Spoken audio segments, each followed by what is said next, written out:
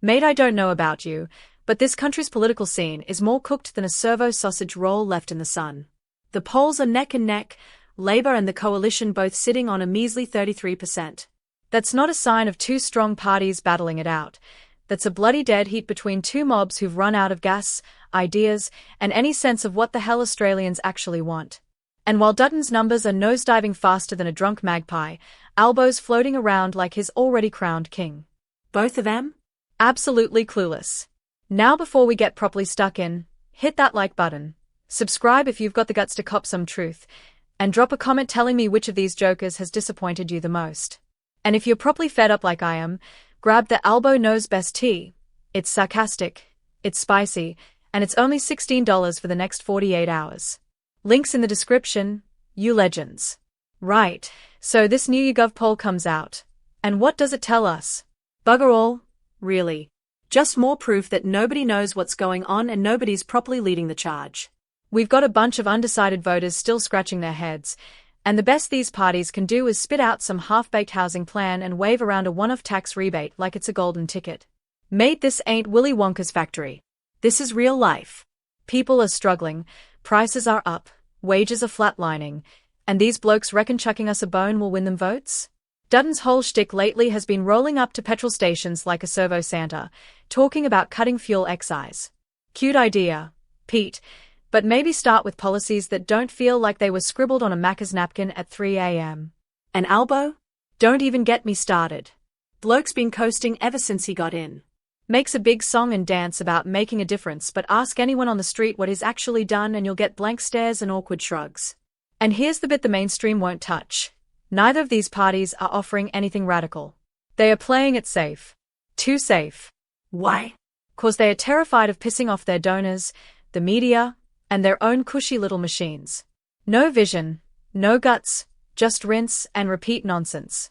It's like watching two stale loaves of bread fight for a spot in your shopping trolley. You wouldn't pick either unless you were starving. And don't think it ends there. The real campaign isn't happening on telly or at those awkward sausage sizzles in the suburbs. It's happening on your phone.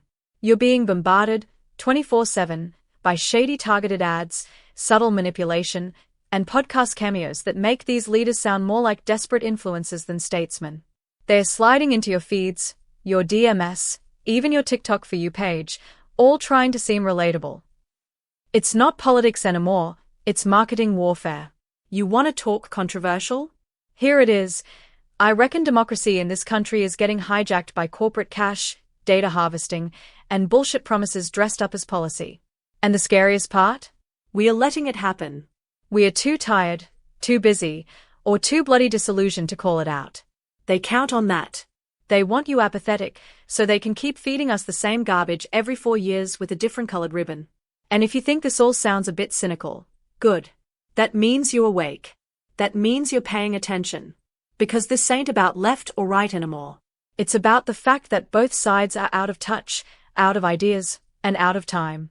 If either party had any guts, they'd stop dodging the hard stuff, climate, housing, First Nations justice, the widening wealth gap, and actually put something bold on the table. But now, instead, we get pre-recorded speeches, staged walkabouts, and bland promises wrapped in buzzwords. It's all theatre. And while they are out there performing, Aussies are getting crushed under rent, fuel, interest rates, and general hopelessness. That's the real story they don't want you talking about. So here's the deal. This election isn't just about choosing the lesser evil. It's about waking up and demanding more. If you're still undecided, that's fair. But don't settle.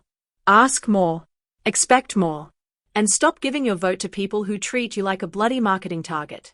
Now go on. Hit the comments. Tell me what you'd do if you were in charge for a day. Real ideas, wild ideas, I don't care.